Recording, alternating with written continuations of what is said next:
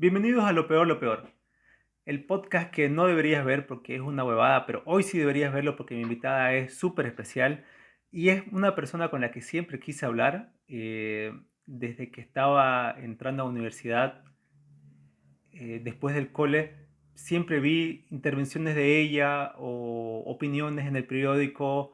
Y luego con el tiempo la vi mucho con Maggie Talavera, con Carlos Alberde, y siempre me dio curiosidad ella porque a lo que se dedica es algo muy particular y en lo personal creo que es muy necesario y esencial que todos apliquemos a la vida, ¿no? Ella es investigadora, ella es historiadora y ella es Paula Peña. ¿Cómo estás, Paula? ¿Cómo está Uri? Muchísimas gracias por la invitación y por sus palabras. Un gusto estar en lo peor de lo peor, ¿no? Me imagino que menos por menos es más, ¿no? Entonces, lo peor de lo peor debe ser algo positivo. No, claro, no. Lo peor de lo peor es lo mejor de lo mejor y obviamente por eso usted está invitada. Y bueno, querida Paula, yo quería empezar con algo que es como mi intriga inicial y por lo que leí, usted desde pequeñita estuvo intrigado, le llamaba mucho la atención la historia y bueno, terminó estudiando historia, si no me equivoco, en Uruguay, en Paraguay. Pero lo que me intriga es saber cómo alguien tan jovencito se intrigó por la historia. ¿Qué pasó en ese contexto? Porque en ese momento, a diferencia de hoy, que uno consigue documentales, en internet todo, pero en ese momento eran textos, libros, ¿no? Cosas escritas físicas. ¿Cómo fue que pasó que apareció ese amorcito por la historia? Bueno, yo me crié entre libros. Mis padres eran lectores así profundos, digamos. Mi padre era de San Ignacio de Velasco, entonces siempre estuvo en la mesa, digamos, la historia de los jesuitas, la historia de las misiones, la historia de las iglesias, ¿no? Siempre mi papá me exigía mucho el tema de la geografía, ¿no? Conocer los países, las capitales, los ríos. Entonces, como que esa concepción del espacio y del tiempo formó parte de mi vida desde muy niña, ¿no? Entonces, me crié leyendo y mi pasión, bueno, porque uno puede leer también y tener pasión por otras cosas, pero mi pasión era por saber cómo era antes, ¿no? Cómo se vivía Mm. antes, ¿no? Ese antes, que podía ser no tan antes o muy antes, digamos, me gustaba muchísimo, disfrutaba mucho de mis clases de historia. Me gustaban los griegos como me gustaban los egipcios y como me gustaba eh, Santa Cruz de la Sierra y Ñuflo de Chávez, ¿no? Porque en la escuela, me acuerdo, estaba yo en tercero básico y nos hacían dibujar las traslaciones de Santa Cruz y nos decían, se trasladó por los mosquitos. Y yo siempre me preguntaba, ¿cómo por los mosquitos, no? O esas historias del colegio, cuando decía Melgarejo le cedió a Brasil el Mato Grosso, ¿qué son pues tres deditos en el mapa? Nos decía la maestra. Entonces, todas esas cosas, ¿no? Van haciendo que una sienta pasión por algo. Y tuve la suerte, digo que sí, tuve la suerte porque de verdad es así que mis padres, mi madre y mi padre me apoyaban en lo que yo vaya a estudiar. Cuando viví, hice el tercero medio, lo que era tercero medio, que ahora es quinto secundaria, en Austria, porque yo estudiaba en el colegio alemán y nos mandaron de intercambio. Yo terminé segundo medio, que era cuarto, digamos, hice quinto en Austria y tenía una profesora de historia que era una doctora en historia. Entonces con ella entendí que eso era lo que yo quería. Yo quería estudiar historia, quería estudiar geografía y bueno, terminé el colegio en el año 85, eh, no sabíamos dónde ir, mi padre quería que vaya a Lima, ¿no? Pero estaba Sendero Luminoso, estaba en su auge. Entonces decidimos ir a Uruguay. Había vuelto la democracia el año anterior a Uruguay, habían comenzado a regresar todos los intelectuales uruguayos. Bien podía haber ido a Buenos Aires, pero Buenos Aires más grande, Uruguay más pequeño, yo tenía 17 años. Entonces me fui a estudiar a Uruguay, me interesaba estudiar la visión desde el Río de la Plata, porque Santa Cruz de la Sierra se fundó con una expedición que salió de Asunción, pero era todo el Río de la Plata, ¿no?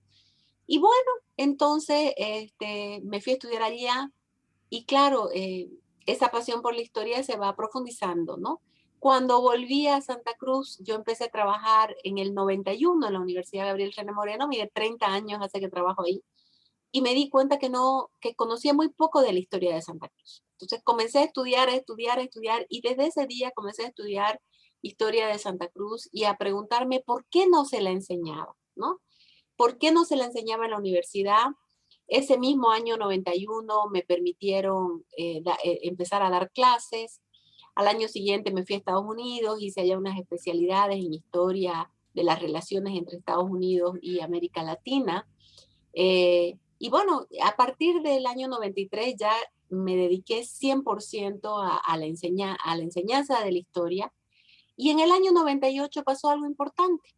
Por un lado, hubo una reforma de la currícula, de las materias que yo enseñaba, y ahí hice todos mis esfuerzos para que se introduzca historia de Santa Cruz. Y se introdujo historia de Santa Cruz en la carrera de sociología y en la carrera de ciencia política. Eran las dos carreras que yo enseñaba en ese momento. Entonces, y ese año también me llamó el que ahora es rector, entonces era vicerrector, y me dice, hágase cargo de la parte de historia de las preguntas para la PCA y el PAP. Y le digo, ¿puedo meter historia de Santa Cruz? Claro. Entonces, eran 200 preguntas que teníamos que entregar a los postulantes, y habían solo 25 de Santa Cruz. Pero así era la manera que la gente comienza a estudiar. Después se creó la carrera de Relaciones Internacionales, y cuando me preguntaron, decidieron también poner ahí la materia de historia de Santa Cruz. Y bueno, enseño en esas tres carreras. Enseñé un tiempo también en la carrera de Filología Hispánica, y esas son las tres únicas carreras que se da la historia de Santa Cruz: ciencia política, sociología y relaciones internacionales. Me parece que es una materia que deberían verlas todos, porque es importante que un economista conozca su propia historia, es importante hasta que un ingeniero en alimentos conozca la historia de Santa Cruz para entender hasta la culinaria, cuáles son los alimentos que aquí que se usaban, ¿no? Entonces, esa es mi pasión por la historia, y yo le puedo decir que desde el año 91 solo me he dedicado a estudiar nuestra historia, a leer todo, a investigar. Tuve esa suerte, como le digo, de entrar a trabajar en la Gabriel René Moreno, de tener el archivo histórico que está ahora en el Museo de Historia, la hemeroteca, tenemos la hemeroteca más completa del Oriente Boliviano, de tener también una biblioteca súper especializada con documentos antiquísimos, tenemos parte de la biblioteca jesuita. Entonces, la verdad, se dieron pues todas las condiciones en la vida, ¿no? De poder estudiar lo que me gusta, de tener el apoyo, de trabajar en un lugar donde están dadas las condiciones, de poder trabajar con alumnos. Logramos crear el Centro de Estudios Cruceños en el 2007 para formar a jóvenes investigadores, porque la investigación, ¿sabe, Uri? Se aprende haciéndola. Nadie sabe investigación, o sea, es un aprendizaje, y mejor si un profesor puede estar enseñando a sus alumnos y comenzar a formar a jóvenes investigadores, ¿no? En ese sentido, con un grupo de investigación que tenemos que se llama Jatupeando, también se daban cursos en el Museo de Historia para formar a jóvenes investigadores, porque hay que tener esa cultura de la investigación, y en eso hemos fallado. No en que no se haga investigación, porque se hace más investigación de la que se sabe, ¿no? Difundimos poco los cruceños, no mostramos todo lo que hacemos, ¿no? Entonces, la investigación, como usted decía, es fundamental, y hay que verla en todos los aspectos de nuestra vida, ¿no? La historia es importante, pero no solo la historia política, sino la historia cultural, la historia de la vida cotidiana, por qué nos comportamos de una u otra manera, cuál es nuestra memoria histórica. Entonces, yo amo mi carrera, me encantaría que más gente estudie. Logramos dar un máster en estudios cruceños, ya se está graduando la primera, 30 personas lo tomaron, era un máster integral donde había no solo historia, economía, geografía, género, cultura. Creo que es importante también que los cruceños comenzamos a pensarnos a nosotros mismos, a escribir sobre nosotros mismos, porque si no se va, ¿no? Todo se va, se lo lleva el tiempo, se lo lleva la memoria. mucha gente mayor está muriendo y con ellos se están yendo años de historia que no conocemos.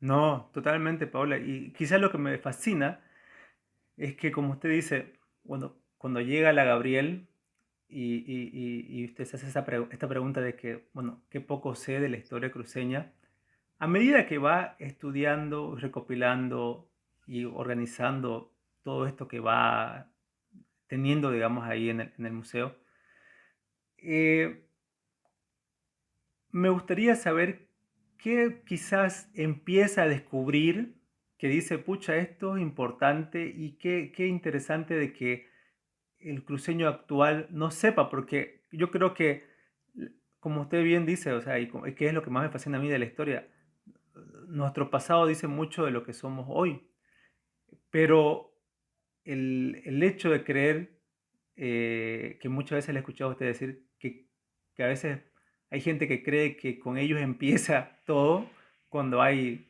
500 años atrás de luchas, esfuerzos, logros, fallos. ¿Y qué me podría contar de repente? Porque ahorita vamos a entrar a lo cruceño, ¿no? Que eso es quizá algo que usted todavía no ha terminado de descubrir o ha descubierto quizá ya un significado de lo cruceño, ¿no? En la investigación. Mire, efectivamente me he dedicado mucho tiempo a entender la cultura cruceña. Y cuando hablo de cultura cruceña, no solo hablo a los aspectos culturales, ¿no? Ni las manifestaciones culturales, por supuesto, eso es importante, sino que entender la cultura cruceña, por qué somos, cómo hablamos, cómo comemos, cómo nos divertimos, qué instituciones creamos, ¿no? Cómo, y creo que, digamos, le puedo decir, hoy podría afirmar que el cruceño es en sí un emprendedor, ¿no?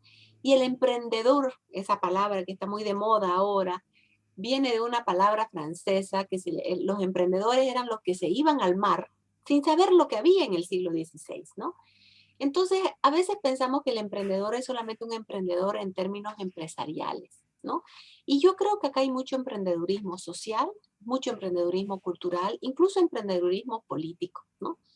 He tratado de entender por qué nos comportamos como nos comportamos, por qué somos como somos. Incluso mucha gente me ha criticado mucho, yo he recibido muchísimas críticas y de gente de acá misma, cuando trato de entender las largas duraciones de la historia cruceña, ¿no? ¿Por qué se repiten las cosas? Y mira, yo reflexionaba el otro día y decía, el día lunes hubo una concentración en la playa, en el Cristo. La gente fue voluntariamente. Incluso la gente se autoconvocó antes de que el Comité Pro Santa Cruz lo lleve. Ahí vemos una larga duración.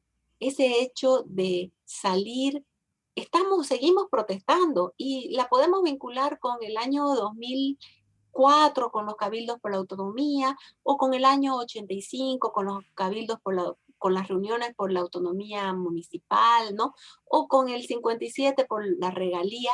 Hay una forma de actuar de los cruceños, ¿no? Hay ese emprendedurismo en términos, por ejemplo, políticos. Salir a la calle a protestar, ¿no? Salir a la calle a exigir que sus autoridades se manifiesten o digan, ¿no? Entonces, hay una forma de ser. Creo que eso es lo que nos hace diferente. Mucha gente dice, no, no hay modelo cruceño. Ustedes los cruceños, el modelo cruceño es el modelo capitalista. Sí, sí, claro, seguimos el modelo capitalista. Pero sí hay un modelo institucional. Y mire que usted hablamos de la cultura. En 1968 se creó la Casa de la Cultura. Era una institución creada por gente común que comenzó a recibir recursos de las cooperativas, de Cordecruz después, pero era iniciativa de la gente, era el emprendimiento de don Gunther Holzmann, de la señora Aidita, de don Marcelo Callaú, de Cecilia Kenning, de gente que emprendió.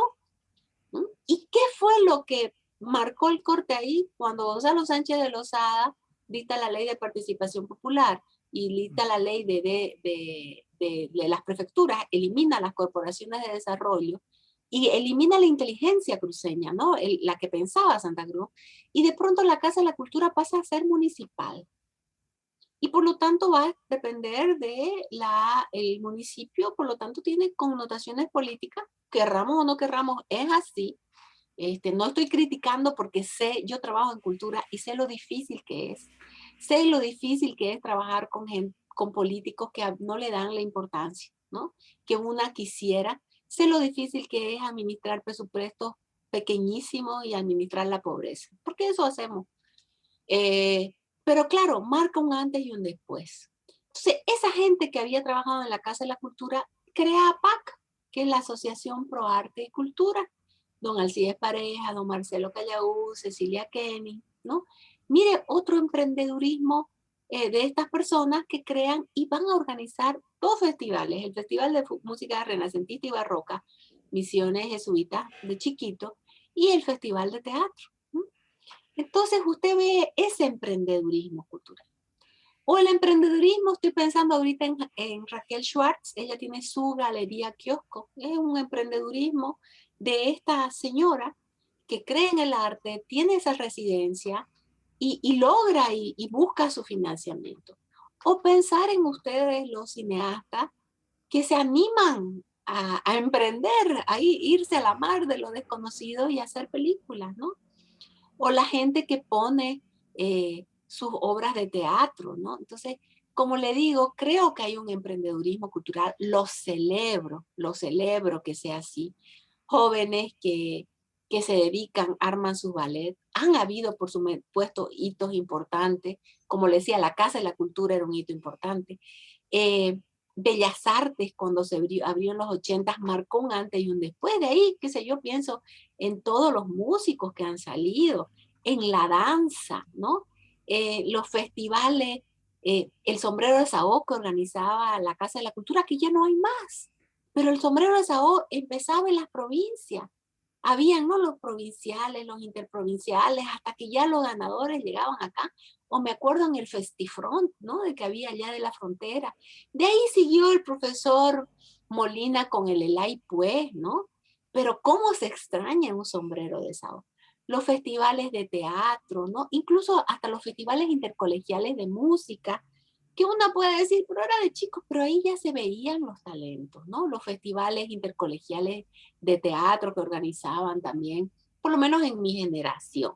Claro, hoy el teatro, tenemos una Escuela Nacional de Teatro en Santa Cruz de la Sierra, pero tampoco es que nace con ellos, ¿no? Porque en el siglo XIX vemos la importancia de la sociedad dramática, se llamaba, ¿no? Esa sociedad que llevaba a cabo obras de teatro en un pequeño teatrito, que tengo una foto, después se la puedo mostrar o se la puedo pasar para que la ponga, donde era ese teatro al frente de la Plaza 24 de septiembre, donde está ahora la gobernación. Ahí había un pequeño Mm. teatro y funcionó durante el siglo XIX y el siglo XX, ¿no?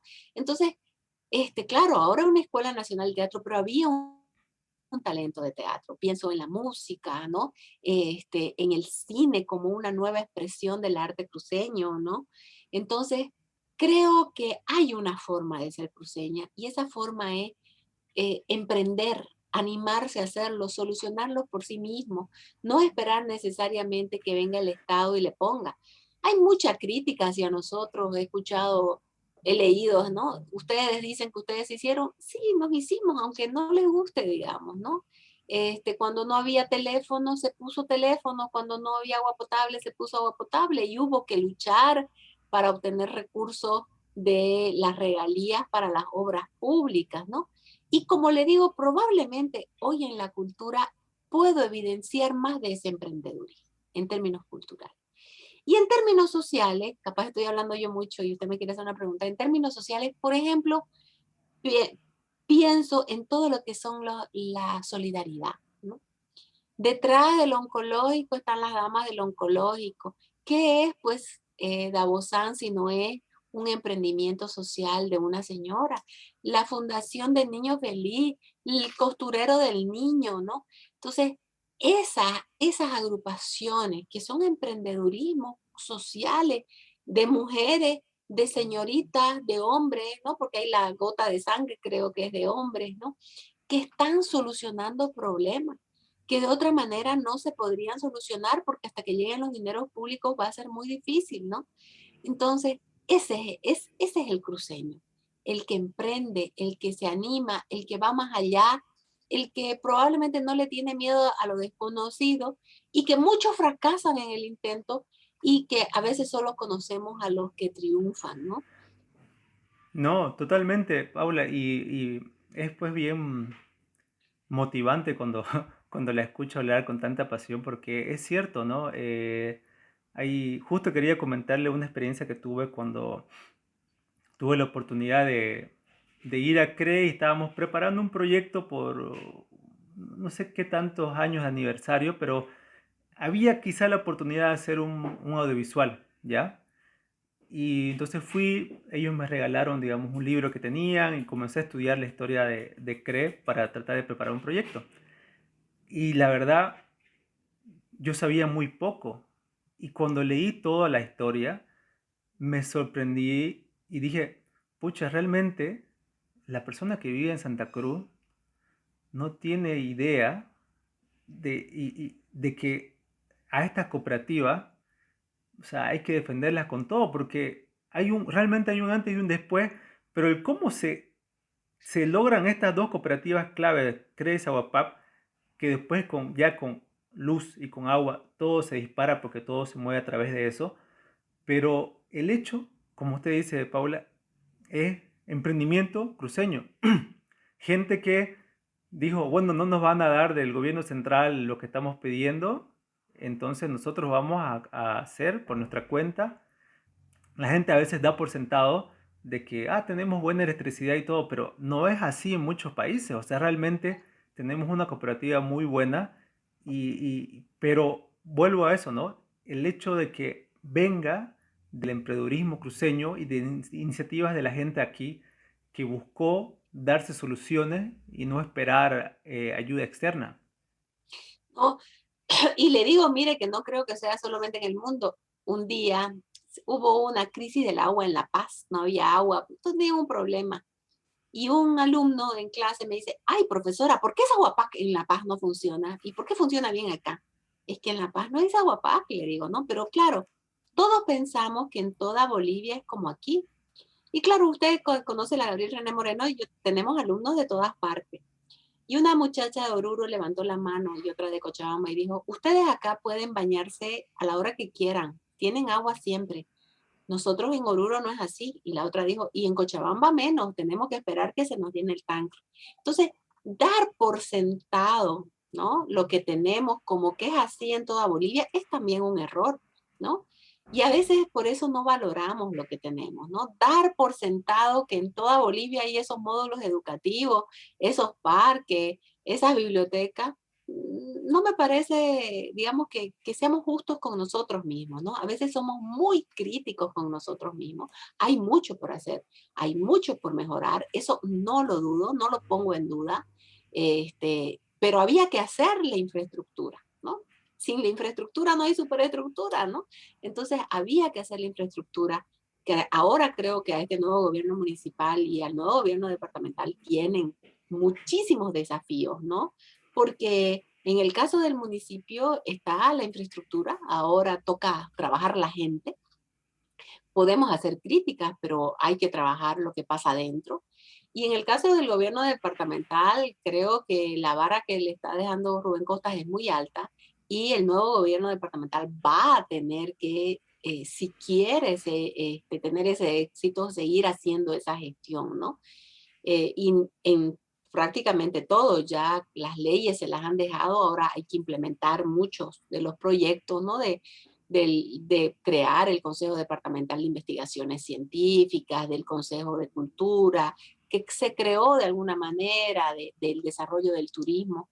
Entonces creo que estos 15 años que pasaron se han sentado las bases para que esperemos en los años que vengan podamos promocionar más y fortalecer más ese emprendedurismo de jóvenes como ustedes, porque a mí me asombra, ¿no?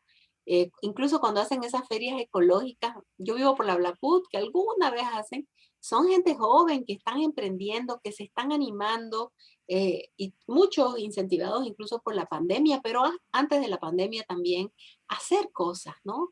O sea, como que ese espíritu cruceño es eso, emprender, hacer, ser su propio jefe, ¿no? Trabajar y animarse a ir a lo desconocido que no nos garantiza, pero bueno, lo vamos a hacer porque eso somos, ¿no? No, totalmente de acuerdo, Paula. Y hay una cosa que me intriga, me gustaría saber su opinión, porque si hay, digamos, aquí ya le cuento ya desde mi punto de vista y percepción, yo que nací el 84, ¿no? Después de la riada. Eh, La desde, de Turbión. desde Turbión, claro. Desde que me fui criando, digamos, en la ciudad de Santa Cruz, y vamos a hablar en este momento, obviamente, de una ciudad, ¿no? Santa Cruz de la Sierra, en Bolivia, donde estamos viviendo. Fui siempre percibiendo quizá una mezcla de cosas, gente que llegaba de todas partes y una ciudad que ha ido creciendo de manera muy interesante. Si usted bien recuerda, la arquitectura de los edificios en los 80, luego en los 90, las tendencias de ladrillo visto me acuerdo, las casas con toques mexicanos, y la arquitectura mezclándose porque era fácil si quiere seguir tendencias en algún momento y ha seguido así. Para mí mucho de la arquitectura de Santa Cruz muestra quizá cómo está expandiéndose Santa Cruz hacia el mundo. Ahora, lo que a mí me ha dado, digamos, una reflexión es decir, pucha, si uno como ser humano, cuando es niño, no es bien criado y si quiere llevado con una especie de norte, crece medio despatarrado. Ahora, Santa Cruz, yo siento que en esencia, que comparto con usted, Paula, la gente, el espíritu cruceño se mantiene, se va a mantener. Pero la ciudad como ciudad, quizá por no tener un norte en el que todos coincidamos, siento yo que se está despatarrando de repente, como que de ir a muchas cosas que después me reflexiono si es positivo o negativo. O sea, después digo, ¿será que Santa Cruz se va a volver un Nueva York donde es un montón de culturas que están todas viven en conjunto, pero igual viven agrupadas y a eso apuntamos y eso está bien? ¿O como ciudad podemos tomar las riendas y decir, ¿sabes qué? Recuperemos esto y apuntemos hacia un norte. A ver, lo más importante de todo esto, Uri, es pensarse, es reflexionar qué está pasando, porque yo creo que sí, Santa Cruz de la Sierra ha crecido de una manera exponencial. Bueno, ha sido ya estudiado por varias gente, ¿no? Y esto no le permite, cuando usted crece tan rápido, no puede reflexionar, ¿no? Si bien en los años 50 hubo toda una planificación de Santa Cruz, la ciudad con anillos, con radiales, ¿no? Manteniendo un casco histórico. De pronto, a partir de los 90, todo fue creciendo de una manera muy rápida, ¿no? Vinculada también al debacle económico del gobierno de Siles Suazos, al 21060, la pérdida de empleos en el occidente de Bolivia, ¿no? La gente que venía a Santa Cruz, pero no solamente ese tipo de migraciones, ¿no? Porque usted mismo ha dicho, en los 50 llegaron menonitas y japoneses, pero en los 80 llegaron chinos, coreanos, rusos, y en los 90 llegaron con mayor fuerza argentinos y brasileños, ¿no? Creo que Santa Cruz es como una esponja, ¿no? Una cultura que asume como que va absorbiendo lo de las otras culturas y lo va haciendo propio, ¿no? Mi generación, pues, en la década de los 80 llegaron las hamburguesas, ¿no? Que mis padres no comían, ¿no? Era algo nuevo, ¿no? Estaba Topsy, Chamigo, un bar, empezaron las Toby y otras cuantas hamburguesas que no era lo común. Hoy día probablemente lo que comen todos los jóvenes es sushi, ¿no? Que ya en mi época no había sushi, ¿no? Y así eso nos va mostrando que es una sociedad dinámica. Me parece interesante lo que usted dice de Nueva York. Sí, somos ya una sociedad multicultural, pero mantiene esa esencia digamos, qué sé yo, la expresión política de esta sociedad del día lunes, este, lunes 15 de marzo, es pues una muestra de cómo la gente se autoconvoca y sale, ¿no? O en términos del carnaval, digamos, ¿no? Todo el mundo dice, a nadie le gusta el carnaval, pero la ciudad se para en carnaval y las empresas y todo vive del carnaval.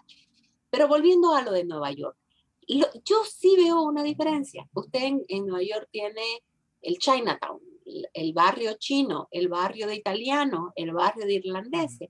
Sin embargo, en Santa Cruz no hay eso. Probablemente con las urbanizaciones, las que están más hacia el norte, esas urbanizaciones cerradas, pero hay ya de todo tipo, ¿no? Desde muy caras hasta más populares. En Santa Cruz usted encuentra todos los mundos en una casa. Usted me dice que vive por la Roca Coronado, ¿no? Ahí usted puede tener una mansión al lado de una casa que es de un agua y con un cerco de leche, digamos, ¿no? Y más allá una casa de clases medias y más allá casa de gente obrera, ¿no? Entonces, creo que por ahora, ¿no? Tiene usted el country club que está junto al abasto, ¿no? Pocas veces se ve eso que están esos dos mundos juntos. No lo sé si se va a mantener así, no lo puedo decir, pero creo que en los barrios hay de todo, ¿no? Usted en cualquier barrio que va, me puedo ir al Quior, a los lotes, encuentro muchos mundos, ¿no? No creo que haya un barrio de Colla, un barrio de Camba, un barrio vallegrandino, no hay, porque los barrios son barrios, ¿no? No creo que el 16 de julio sea solo de paseños, es barrio donde vive de todo tipo de gente, ¿no? O sea, de todas quiero decir, de todas las culturas, ¿no? Entonces, claro, esos barrios tienen poca historia, pero probablemente los barrios del centro son barrios donde se mantiene, por ejemplo, el velorio de la Cruz, ¿no? O yo paso por algunos barrios y veo todavía esas personas que mantienen lo de la Virgen, ¿no? Veo altares que le van haciendo a la Virgen. Entonces se siguen manteniendo esas tradiciones que no las hemos estudiado mucho. A mí me gustaría poder estudiar más eso, ¿no? Esos tejidos sociales. Trabajé con dos alumnos las barras bravas, digamos, ¿no? Uno que era orientista hacía la de Oriente y otro que era bluminista hacía las de Blooming, pero cómo se entrelazan esas barras en los barrios, ¿no? Mm. Que poco lo sabemos, ¿no? Las barras no es que, o sea, son gente de un barrio, cómo se van formando esas redes, ¿no? No nos estudia, hay estudios de las pandillas que ha hecho este señor Guillermo Dávalos, ¿no? Cómo están funcionando. No quiero decir que las pandillas son las barras, ¿no? Pero estoy diciendo cómo hay todo este tipo de redes que siguen existiendo y que no los conocemos. Yo, por ejemplo, con esos estudios, mis alumnos me enteré que habían barras de mujeres, no sabía, ¿no? Y cómo se van estructurando en el barrio, ¿no? Cómo van consiguiendo las entradas de los clubes, o sea, son verdaderas redes sociales que hay que estudiarlas para entender. Otras redes pues serían las comparsas, ¿no? Las fraternidades, ¿no? Que mire cómo se van sobreponiendo, ¿no? Porque las comparsas tienen que ver más con los amigos del colegio, ¿no? Y no se vaya a creer que hay solo en el centro, hay por supuesto en toda la ciudad. Mucho tiempo trabajé yo con Andrés Romero allá en la FEXI, que era la Federación de Comparsas Carnavaleras del Plan La Villa y La Pampa, ¿no? Que están muy bien organizadas. Y cada vez que voy por esos lados me asombro ver eh, eh, que son comparsas, por ejemplo, de familias, ¿no? A diferencia de las comparsas del centro que son de hombres o de mujeres, ¿no? Entonces sí se ve que en esas comparsas tampoco hacen diferencia de dónde, si sos tarijeño, orureño o cochabambino, igual forman parte, ¿no? No son exclusividad, sino más bien que muestran esa mezcla que es Santa Cruz y cómo van prevaleciendo estos aspectos, pero también vemos una apertura por ejemplo, cuando se hace la entrada del Gran Poder, ¿no? Que se hace una semana después de la que se hace en La Paz, porque toda la gente que vive aquí quiere traerse esas bandas, ¿no? Y son los verdaderos, ¿no? Una vez vi los alcapones y los verdaderos alcapones, porque así es, esa es la diferencia en la zona andina, ¿no? Entonces creo que incluso, por ejemplo, pienso en el desfile del orgullo gay, ¿no? Que, que es una sociedad abierta, esos desfiles que se realizan todos los años y la gente lo va a ver, ¿no? No solamente el activista de LGTBQ, sino la gente que va y disfruta también de esos desfiles, ¿no? Entonces creo que muestra esa apertura que creo que Santa Cruz, pese a que se le acuse de ser una sociedad cerrada, es una sociedad abierta. Creo que eso es una gran característica que debemos seguir fomentando. Es una sociedad que sabe absorber lo que van trayendo los otros y lo van transformando. Usted va a la zona, digamos, de Laudabol, ¿no? Esas, las universidades. Hay barrios de brasileros donde usted ve bares con nombres brasileros, ¿no? Con comida brasilera y muchos de ellos ya se han quedado y muchos de nosotros hemos asumido esas costumbres también. Siempre le dimos punta de ese, ahora le decimos picaña, ¿no? Porque eso es la cultura. Una vez alguien me dijo, estamos perdiendo nuestra cultura porque estamos celebrando Halloween. Y le digo, ¿será que estamos perdiendo? Porque perdiendo es que dejemos lo nuestro por algo ajeno. Sin embargo, por ejemplo, Halloween. Yo no estoy en contra de Halloween. El 31 de octubre, ¿qué celebrábamos? Nada. Nosotros celebrábamos los santos, todos santos el 1 de noviembre y los difuntos el 2 de noviembre, ¿no? Que es el Día de los Muertos. Ve, aquí feriado es el 2 de noviembre. Pero nadie celebraba la noche de las brujas, de los muertos, de los zombies. La Federación de Fraternidades hizo que sean del duende, la viudita. Y yo que trabajo en el centro, me sorprendía cómo el centro parecía carnaval. Estaban todos disfrutados de duendes y viuditas, pero llevaban su calabaza, ¿no? Que es lo típico del Halloween gringo, ¿no? Llevaban sus dulces. Y este último 2 de noviembre, en plena pandemia, me sorprendió. Yo vivo en un barrio abierto, ¿no? Claro, en los barrios cerrados, pero me sorprendió ver niños en varios barrios de todos los niveles sociales saliendo a pedir dulces. Y eso no significa perder su cultura. Si pensamos, ese niño ve todo el día, no sé, pues televisión, ve Cartoon Network, ve lo que sea, y ahí está Halloween. Va al súper y todas las fábricas de dulces, no bolivianas, sino argentinas, brasileñas, traen todo con Halloween. Entonces van absorbiendo eso. Eso es malo. Yo personalmente no soy una purista de pensar que eso es malo. Pienso que está aumentando nuestra cultura. ¿No? Como tampoco soy una purista de molestarme de que en carnaval haya hip hop o haya rap o haya otras expresiones. Es que el carnaval es solo del carnaval, del ritmo, ¿no? Carnaval, el taquirari y la chovena. No, los nuevos jóvenes le pueden hacer un hip hop, ¿no? Le pueden hacer otra, un rock, y esas son, porque lo que nos une es el carnaval, las otras simplemente son expresiones de las generaciones, ¿no?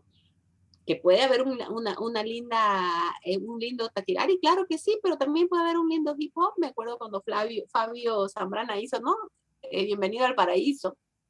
Rompió pues todos los esquemas, porque la canción oficial del carnaval era más que lo que había sido siempre. Y de eso se trata la cultura, de saber, de preservar lo de uno en las nuevas formas, ¿no? Yo cuando escucho ese rock cruceño, ese jazz cruceño que hacen, me alegra muchísimo, ¿no? Porque no está simplemente en el ritmo, sino en lo que está transmitiendo, en la letra de esas canciones que están transmitiendo esas nuevas creaciones, ¿no? O lo que usted me está diciendo, ¿no? Lo peor de lo peor, menos por menos es más, ¿no? Así como más por más es más, lo peor de lo peor se está refiriendo a lo mejor, ¿no?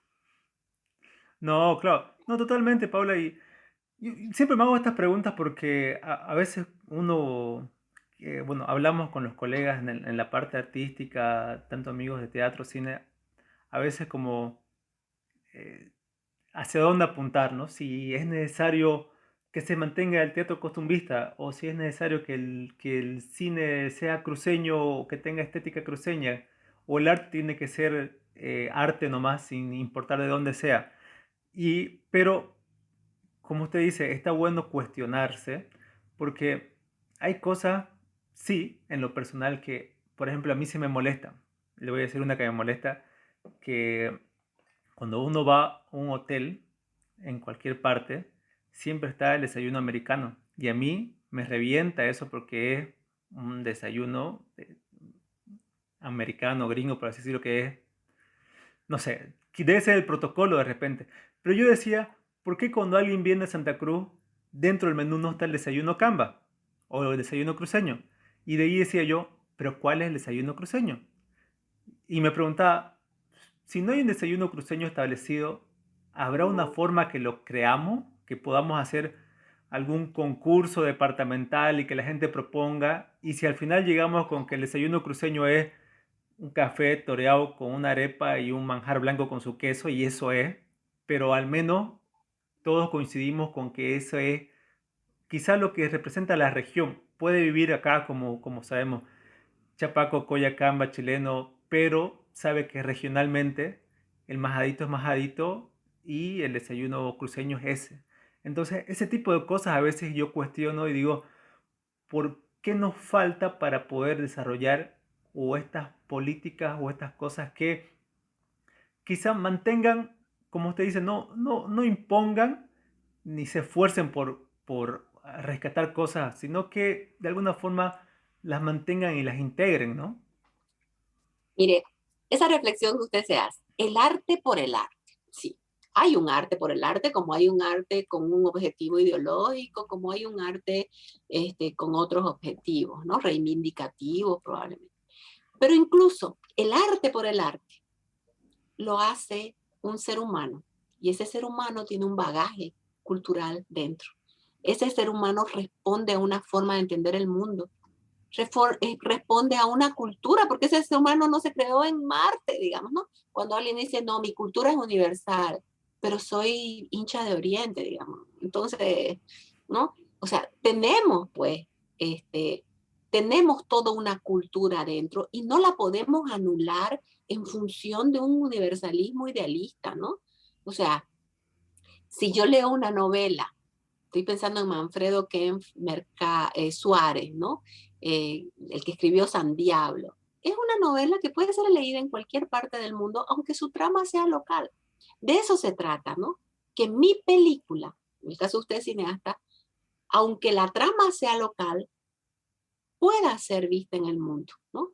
O sea, yo veo películas chilenas y hay veces que me cuesta tanto entenderlas, ¿no?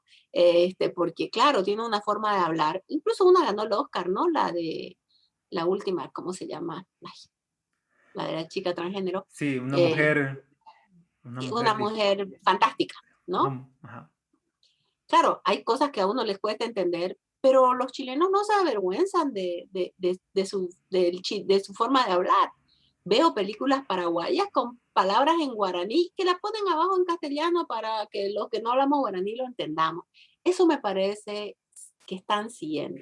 Y yo creo que nosotros, aunque intentemos despojarnos, porque hay mucha crítica, ¿no? Vos sos demasiado regionalista. ¿Y cuál es el problema? Yo quiero mostrar lo mío, o sea, quiero mostrar un paisaje oriental, quiero mostrar una calle como la que vivimos, porque es una realidad que también hay que conocer, ¿no? A nadie se le ocurre decir que Hollywood es regionalista y sí nos muestra realidades propias de la vida cotidiana norteamericana, ¿no? O la película, qué sé yo, argentinas o francesas o danesas o de donde sea, también nos muestran sus realidades. La cosa es que somos humanos, estamos produciendo, tenemos un bagaje cultural del cual no hay cómo desprenderse porque no seríamos auténticos, ¿no? Y transmitimos esos valores. Entonces, creo que es importante que el arte, es importante mostrar lo nuestro. Habrán algunos que lo harán con mayor fervor, habrán otros que no lo querrán hacer. Un día vino una chica mexicana, ¿no? Y me hizo una entrevista y me decía que le sentía a ella, era su percepción, que al arte cruceño le faltaba buscar en sus orígenes, ¿no? Entonces, se lo transmití a algunos artistas, pero estos jóvenes, digamos, usted me dice, yo nací en el 84, ya es producto de la Santa Cruz moderna. Hay ese programa que se llama Los Hijos del Turbión, ¿no? De esa Santa Cruz ya propia de la entrada a la globalización, ¿no? Entonces, estos jóvenes están mostrando sus expresiones, ¿no? Eso es lo que hacen esos dibujitos, hacen los videos. eh, un muchacho de la Gabriel René Moreno que estudiaba, ay, ¿cómo se llama esto? Computación, hizo un video de la Guerra de la Independencia. O sea, era un video que lo podía jugar cualquier niño en el mundo, solo que era Aguilera contra Warnes, digamos, ¿no? Y bueno, ¿por qué se molestan de ese video y no de, ¿cómo se llama? World of Warcraft, o cómo se llaman los que juegan los niños, ¿no? ¿No? No, totalmente. Y ¿qué opinión tiene, por ejemplo, con el tema del lenguaje? Porque a mí me parece muy fantástico, porque el lenguaje hace mucho también para que se mantenga, digamos, la historia, ¿no? De la Claro región. que sí. Y a mí siempre me molestó cuando alguien me decía, no, es que así no se dice, no sé. Y yo digo, Ay, yo digo pues, cuando me da la gana, digamos, ¿no? O sea, no, no, ¿por qué tendría que decirlo? O sea, yo me estoy dejando expresarme, pero esas cositas que para mí son en esencia cosas que reflejan mi expresión incluso, son claves para mí, entonces no integrarla o sacarla porque no, no sé, porque me hagan sentir vergüenza, son esas cosas que en lo personal a mí me molestan. ¿quiere que hablemos sobre eso? Un O poquito, estamos hablando ya. un poquito si quiere, porque es como parte también de la No, no, historia, yo, ¿no? yo puedo Y la hablar identidad. rapidísimo, porque esa es mi cruzada. Desde el año 98 estoy en mi cruzada por el uso del voz. Bueno, empecemos si quiere con eso. Estamos hablando de esa nueva película, ¿no? Que usted está trabajando en Putadas, ¿no? El empute como adjetivo que, que no tiene una definición clara, ¿no? No sabemos, pero lo usamos, ¿no? Claro, el lenguaje cruceño existe, sí, lo han estudiado, sí, lo han estudiado gente yo conozco tesis doctorales de Brasil, gente de Alemania, gente de aquí mismo, ¿no? Y le voy a decir, desde el año 98 yo estoy en una cruzada del uso del vos. Nosotros siempre usamos vos. Le puedo leer, mire, justo tengo ahorita una carta de 1860 de una mujer que le escribe a su hijo y le dice, le habla con vos. Nosotros siempre hablamos con vos. Pero en la escuela nos hicieron creer que hablar con vos era de gente inculta, ¿no? Que lo correcto era decir tú. Y me acuerdo que cuando uno decía el coto, no diga coto, diga cuello, no diga peta, diga tortuga, porque no soy, peta significa tortuga en chiquitano, ¿ya? Entonces, había toda esa agresión, yo me sentía muy agredida, ¿no? Y como le digo, desde el año 98, por favor, pongamos en valor el voz, nosotros siempre hemos hablado con vos. Me alegró muchísimo, usted no sabe cómo esta campaña en la que todos los candidatos a la alcaldía de Santa Cruz de la Sierra usaron el voz. Por primera vez, usted mire la campaña del 2015, ninguno. Quien usó el voz permanentemente fue Rubén Costa, y eso no es que era Rubén siempre con voz, eso se lo valoro porque durante 15 años la gobernación lo usó. Las cooperativas también, ¿no? Siempre el voz. Pero me asombra, oiga, un día estaba en una obra de teatro y la obra de teatro estaba escrita con tú, pero parte de la obra, las actrices intervenían con el público, era una obra de niños, intervenían con el público. Y cuando la actriz salía del escenario y hablaba con los niños, le hablaba con voz. Terminó la obra y le digo yo, ¿por qué hiciste así? Es que el tú es universal, el vos no. Le digo, pero ¿cómo cambias? ¿Cómo es que en tu obra hablas con tú y cruzas un paso y sos vos y hablas con vos, ¿no? Pero no, la chica cerrada me dijo que el tú era universal. Y eso me ha pasado mil veces, ¿no? Mire, me alegro que las universidades privadas estén usando el voz. En la Gabriel es una lucha constante, una lucha constante. Yo enseñaba en filología hispánica y tengo alumnos de filología hispánica que ellos luchan y se enfrentan por la defensa del voz. El voz está totalmente admitido por la Real Academia Española para aquellos que dicen que es mal. Eh, prácticamente en la mayor parte de los países se habla con voz. Solo en la parte andina de Bolivia, en Perú y en parte de México se habla con tú. En el resto se habla con voz. en el sur de México, la zona Maya, Chiapas, la zona de Guatemala, todo, y hacen sus propagandas con vos. ¿Cómo es que Tigo en Venezuela, en Guatemala y Costa Rica hace su propaganda con vos y en Bolivia no? ¿Mm? ¿O cómo es posible que empresas cruceñas que surgieron de esa Santa Cruz pequeñita y que hoy tengan presencia en toda Bolivia se avergüencen de usar el voz? A mí, Mm. la verdad, me duele. O sea, para mí es un dolor cuando la gente, este, no, es que no queremos, o no, es que no sale muy caro. Yo no sé, usted es cineasta y debe saber, hace documentales, trabaja con media. ¿Será que es tan caro en la misma propaganda grabarla con versión tú para el mundo andino y versión vos para el mundo oriental? No sé, ¿será tan caro? Le pregunto.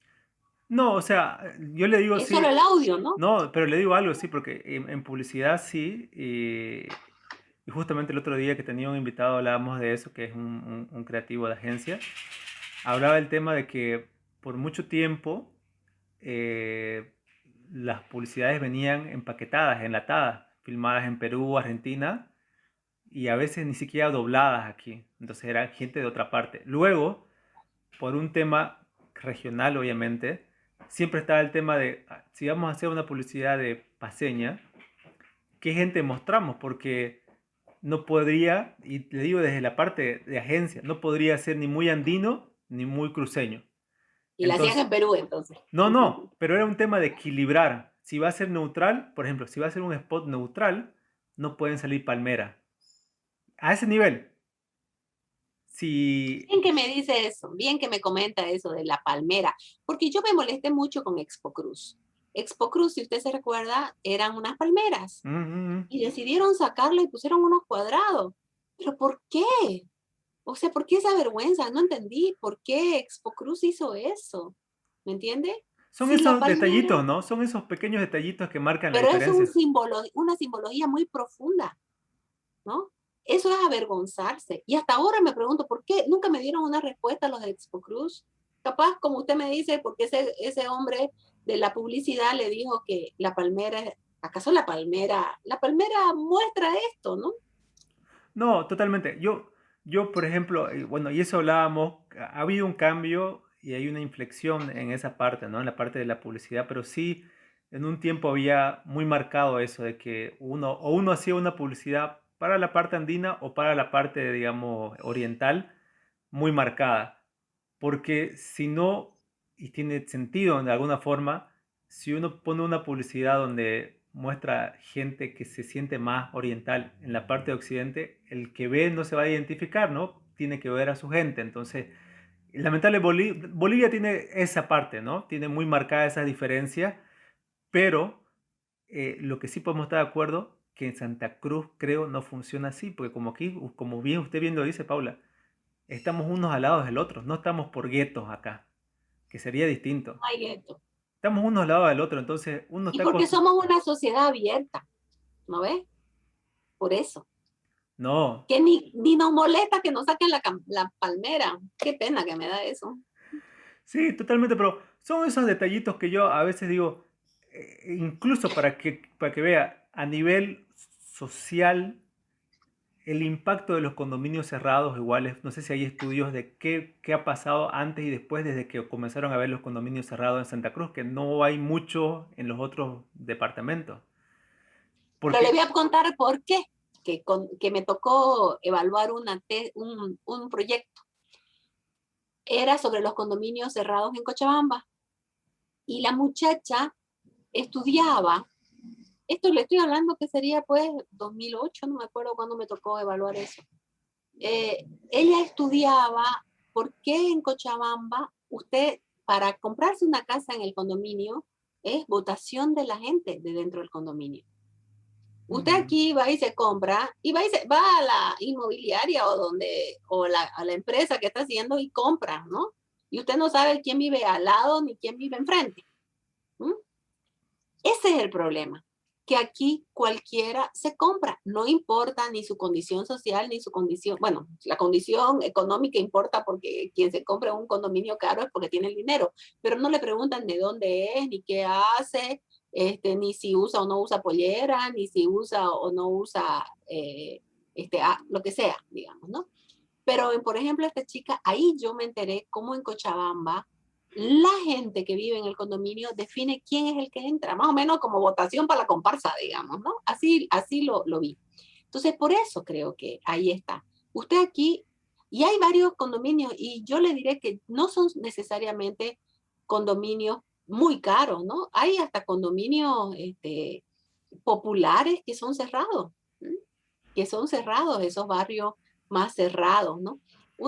Y me tocó ayudarle a un muchacho, él era paseño, estaba estudiando arquitectura aquí, y bueno, me pidió ayuda porque él concebía, porque así lo concebían en La Paz, que vivir en edificio era subir de nivel social. Mm, ¿M? Mientras que aquí todos quieren vivir en casa, ¿no? claro. Todos quieren vivir en casa. Y a él le parecía que el que vive en edificios es porque es gente de recursos, digamos, ¿no? Entonces, son distintas concepciones de cómo me apropio de la ciudad. Y, por ejemplo, vamos al tema de los parques, Uri. Usted va a los parques, que hay que felicitar al gobierno saliente, hicieron muchísimos parques. En todos lados por donde paso hay un parque. Eh, Ahora están cerrados, ¿no? Pero si usted va de lunes a viernes, ¿quién usa ese parque? ¿No?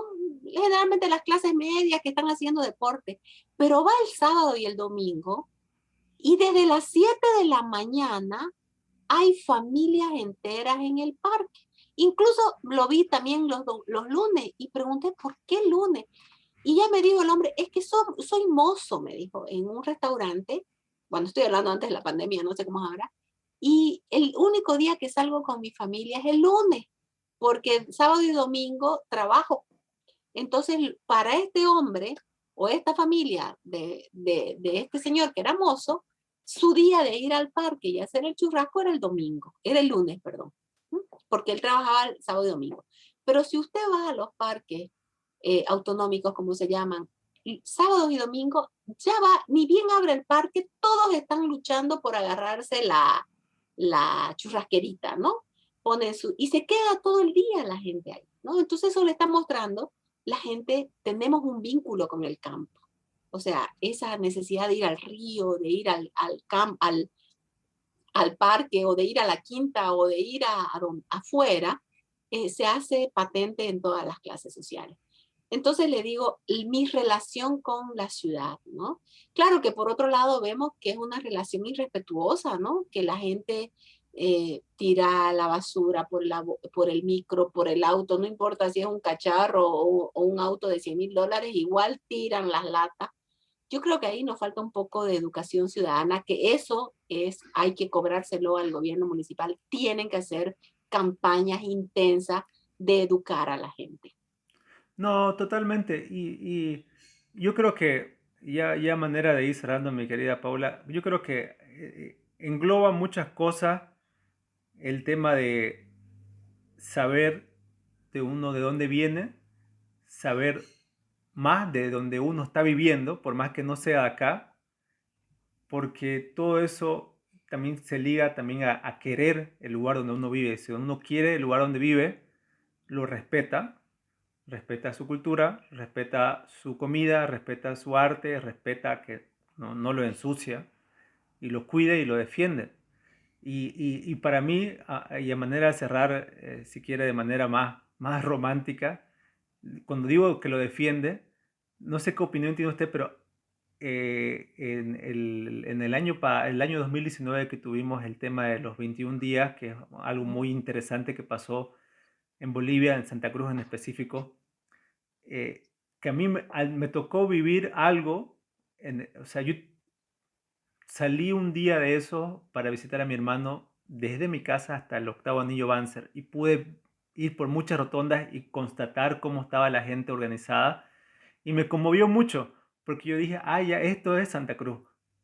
Como usted dice, Paula, estamos todos mezclados, uno vivimos al lado del otro, pero en el momento que toca, nos juntamos todos, no por las ideologías y nada, sino porque realmente hay un aprecio por el lugar de acá, pero tiene que desarrollarse más, tiene que efectivizarse quizá, como usted dice, en las políticas, en la educación, porque el querer a la región, que es la que te alimenta, está ahí, y para mí fue muy emocionante ver a toda la gente conviviendo y defendiendo su región. No, sí, creo que los 21 días es una expresión de eso, ¿no? Mucha gente se conoció, ¿no? Hay barrios donde hay más solidaridad, otros barrios menos, ¿no? Pero sí, y seguramente había gente que tenía mucho dinero y gente con menos dinero. Incluso me contó alguien que por su barrio siempre habían dos, creo que eran de esta gente que consume drogas en los canales. Claro, durante los 21 días ellos venían, traían la olla común, ayudaban y comían, ¿no? O sea, y formaban parte de todo eso, ¿no? Fue muy interesante esa experiencia que merece ser estudiada. Nosotros publicamos un libro que se llama 21 días de rebelión, que incluso hasta una psicóloga que se llama Michelle Sánchez de la Gabriel estudió la importancia de la religión, porque mucha gente criticó, ¿no? Dijo, sí, pero no hubo violencia justamente porque hubo, digamos, ¿no? Los unos rezaban el rosario, los otros que tenían a su pastor, el otro eran los musulmanes, los otros eran los judíos, ¿no? Entonces había como un instrumento que permitió cierta pacificación y que no sucedió en otras partes de Bolivia. En otras partes más bien hubo más violencia. Nos permitimos reconocernos a los que vivíamos en los barrios, ¿no? Porque la gente que estaba en el condominio cerrado iba a la rotonda y los que iban a la rotonda eran de todo. Se ayudó a mucha gente, se conoció la realidad, que mucha gente probablemente no la conocía. Pero creo que eso es Santa Cruz, ¿no? Esa solidaridad, ese emprendedurismo, esa posibilidad de ayudar al otro, que lo vemos día a día, ¿no? Que lo vemos día a día y no podemos negarlo, aunque haya gente que dice, ay, no me gusta que dicen solidario, somos pues solidarios. O sea, ¿qué le voy a decir? O sea, se lo ve, ¿no? O sea, los hechos me lo constatan, ¿no? Si ya no quiero ver los hechos porque ideológicamente estoy sesgado es otra cosa, ¿no? Pero creo que el ser orgulloso de su cultura, hablar, comer, como bien decía el cuñapé, eso a mí me sorprende. Usted donde vaya en Bolivia, ya todos hacen cuñapé, ¿no? Como, y me da pena porque finalmente lo que el cuñapé fue un pan de harina y yuca, ¿no? De almidón con queso, nada más. Hay en toda América, pero en el único lugar que se llama cuñapé es aquí, pero el que se impuso en el mundo es el pan de queijo, ¿no? Que es el brasilero. Y ahí vemos cómo perdemos esas oportunidades de mostrarnos nuestros, ¿no? El cuñapé, los bizcochos, ¿no? Las arepas, los tamales, los pan de arroces, todo las roscas de maíz, deberían formar parte, ¿no? Aunque tengo que decir también, y probablemente cuando usted iba a la U no había papa frita nomás y chipilo, usted ahora por un peso también compra puñapecitos, bizcochitos, ¿no? Suspiro, esas cosas que están mostrando que hay emprendedores que están sacando lo nuestro y hay que sentirse orgulloso y consumirlo porque pues yo creo que eso somos, ¿no? No, claro, mi querida Paula. Y para terminar, me gustaría que me pudiera comentar en su experiencia, por lo que sabe, ¿cuál sería su deseo para Santa Cruz? ¿A dónde le gustaría a usted que se dirija Santa Cruz en los siguientes 20, 30 años? Mire, yo la verdad que deseo que nos demos ya un tiempo. Han sido estos últimos 15 años muy este, alterados, ¿no? En el sentido de la crisis del Estado boliviano en el 2003, los cambios de presidente, la guerra del agua, la guerra del gas, ¿no? Los 15 años del gobierno del movimiento al socialismo, 14, el caso terrorismo, que no nos ha permitido sentarnos, reflexionar, pensar, y definir hacia dónde queremos ir. Hemos actuado y no hemos pensado. A mí me gustaría que, espero no vengan tiempos más oscuros, porque la verdad es que con los últimos sucesos la noche ha vuelto, pero creo que es hora de que también los colectivos comiencen a reflexionar, ¿no? Que la gente de música se siente y piense, que los arquitectos comiencen a pensar, ¿no? Que seamos capaces de hacer demandas no individuales, sino en demandas de colectivos, ¿no? A la nueva administración municipal, a la nueva administración departamental, ¿no? de tomar en cuenta también que las diferencias que hay y los problemas serísimos por los que pasamos, las carencias y la precariedad en muchos, ¿no? Porque a veces no queremos reconocer la precariedad del empleo, ¿no? ¿No? Incluso en espacios que podrían pensarse que no hay precariedad, hay precariedad. Entonces creo que es hora de reflexionar en conjunto y de pensarnos y de ver hacia dónde vamos, ¿no? Ya no es más sostenible una ciudad que con tanta basura, ya no es más sostenible una ciudad que inculta, digamos, en el sentido de cultura ciudadana. Es importante que la nueva administración municipal empiece realmente con eh, educación ciudadana y con soluciones, ¿no? Al tema del transporte público. Mire, yo algo le valoro mucho, la Casa de la Cultura hizo pintar todos esos asientos donde están los micros, ¿no? Donde se esperan los micros. Muy lindo trabajo que hicieron los jóvenes artistas. Pero, por ejemplo, el de la Plaza del Pari ya está pintado. Entonces, que el que quiera expresarse se exprese en otro espacio, pero no destruya el arte, ¿no? Porque ya están puestos esas letras que, que son del CP, ¿no? De la Santos Dumont, ¿no? Que ponen, no las pongan en obras de arte, porque es para mí una obra de arte la pintura de esas paradas de micro. Son obras de arte, recuperémosla. Espero que el municipio hubiera hecho un catálogo porque es trabajo excepcional de muchos jóvenes, ¿no? Entonces creo que hay que apostar a la cultura ciudadana, por un lado. Segundo, apostar a que los colectivos reflexionen y que investiguen y sobre todo a que logremos publicar todo lo que hacemos, ¿no? Entonces, soñaría que hemos trabajado muchísimo hacia el 2061, que es cuando esta ciudad va a cumplir 500 años. Quedan 40. Mire usted lo poco que queda, que la gente puede decir, ay, 40 años. 40 años puede ser mucho, pero también puede ser muy poco, ¿no? Apostar a tener un buen cine cruceño, apostar a tener un teatro como una ciudad de 2 millones de habitantes lo merece, ¿no? A poder apostar a tener buenas este, bibliotecas que dicen que somos una ciudad universitaria, pero nuestras bibliotecas tienen grandes deficiencias, ¿no? A un mejor transporte público, a unos mercados bien organizados y que se respete al otro, ¿no? Respetar al otro. Sí, no, y con eso nos quedamos, mi querida Paula. Respetar, esa tiene que ser, ¿no?